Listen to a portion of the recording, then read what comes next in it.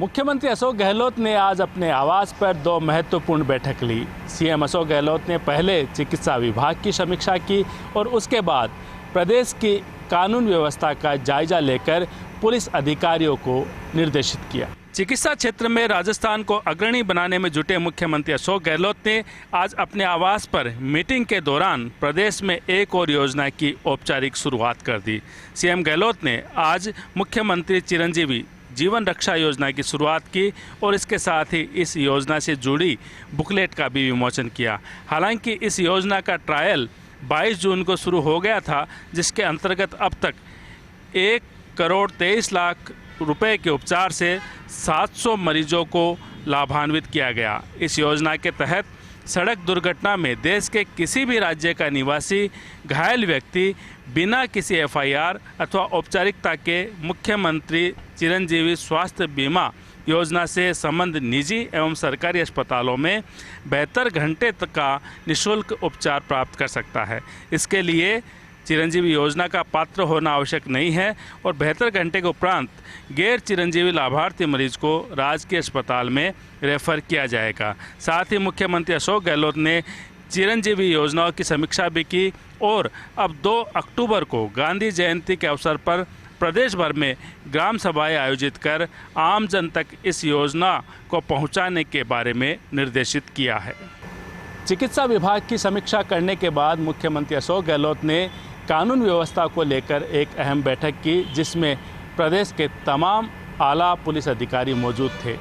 उन्होंने हाल ही की हुई घटनाओं को लेकर भी अधिकारियों से पूछताछ की और साथ में कहा कि कानून का राज बना रहना चाहिए और जो अपराधी हैं उनके खिलाफ त्वरित कार्रवाई होनी चाहिए। केंद्रीय शिक्षा मंत्री धर्मेंद्र प्रधान ने कहा है कि भारत की नई राष्ट्रीय शिक्षा नीति 60 प्रश्नों का एक दस्तावेज पर नहीं है, बल्कि भारत को विश्वगुरु बनाने की एक ऐसी दार्शनिक कल्पना है जिसे साकार करेगा देश का आम शिक्षक अपने विद्यार्थी के मार्फत। लोकसभा स्पीकर ओम बिरला के साथ कोटा दौरे पर आए प्रधान भामाशाह कृषि उपज मंडी में शिक्षक सम्मान समारोह को संबोधित कर रहे थे। समारोह को संबोधित करते हुए लोकसभा स्पीकर ओम बिरला ने कहा कि शिक्षक कभी साधारण नहीं होता है। हमें भले ही जन्म माँ बाप देते हैं, लेकिन हमारे व्यक्तित्व और चरित्र का निर्माण शिक्षक ही करता है। और वैसे भी भारत का शिक्षक तो अपने परिवार से भी ज्यादा अपने विद्यार्थी के प्रति समर्पित रहता है। समारोह के दौरान शिक्षकों का सम्मान किया गया, खासकर उन अध्यापकों का जिन्होंने लोकसभा स्पीकर ओम बिरला को उनके छात्र जीवन में पढ़ाया था। लेकिन शिक्षक सम्मान समारोह से पहले बिरला और प्रधान कोचिंग छात्रों के बीच संवाद करने के लिए पहुंचे।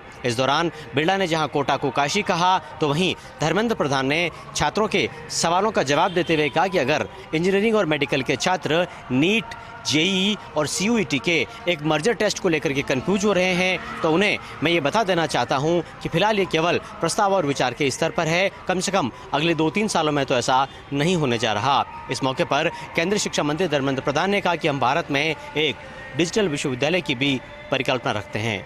नकली नोटों के कारोबार पर बीकानेर पुलिस का शिकंजा। जेएनवी थाना पुलिस ने एक आरोपी को 29,000 के नकली नोटों के साथ किया गिरफ्तार।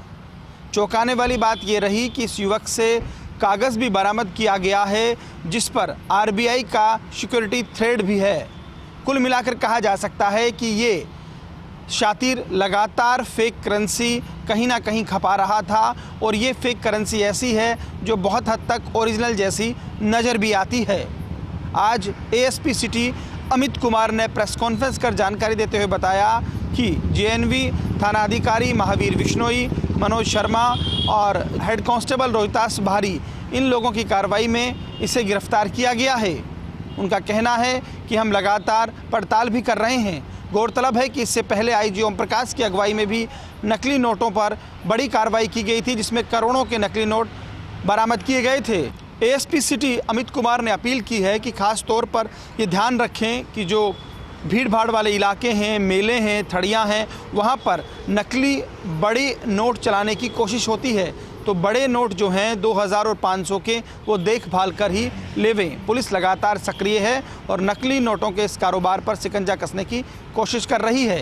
कहा यह भी जा रहा है कि जिस तरह का सिक्योरिटी थ्रेड कागज़ में लगा मिला है, उससे लगता यही है कि ये सीमा पार से भी साजिश हो सकती है। हो सकता है पाकिस्तान या चीन से कहीं ये कागज़ यहाँ पर लाया जा रहा हो।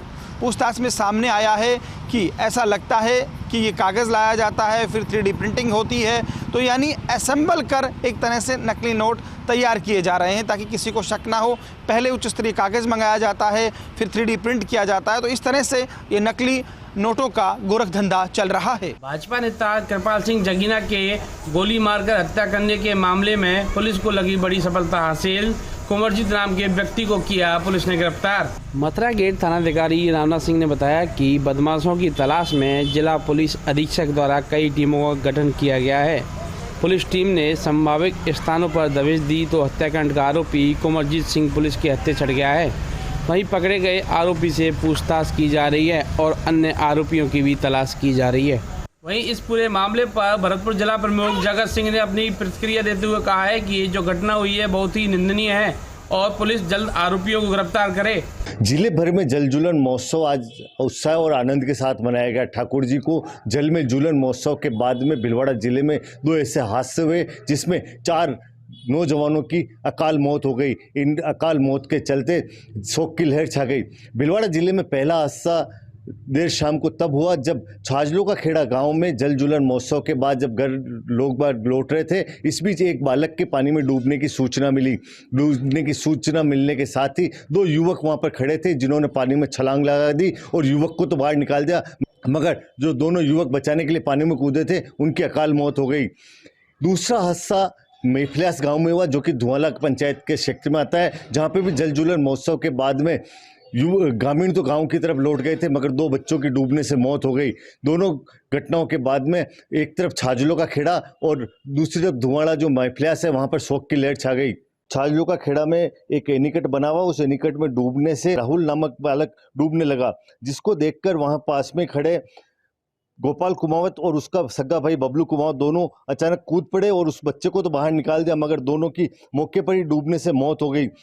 उधर एक दूसरी घटना करेड़ा थाना क्षेत्र के जो धुआंला ग्राम पंचायत है उसके अंदर मेफलियास गांव है वहां पर हुई, जहां पर जल जुलन महोत्सव के दौरान एक हादसा हो गया और 2 बच्चों की डूबने से मौत हो गई।